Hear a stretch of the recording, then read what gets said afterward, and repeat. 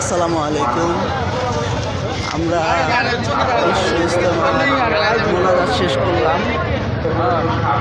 এখন বাসার দিকে রওনা দিচ্ছি।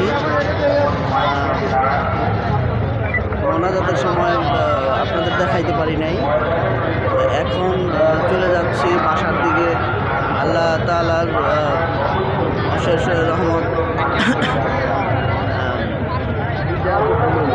দোয়া করলাম সবার জন্য। এখন বাসার দিকে চলে যাচ্ছি। আপনাদের জন্য একটা মেসেজ বার্তা দিচ্ছি।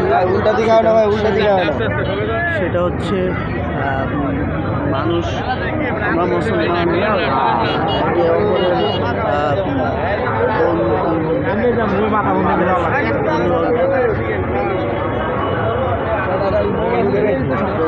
এখন বাসা দিয়ে যাচ্ছি, পারি নিয়ে অনেকক্ষণ করতে পারবো না।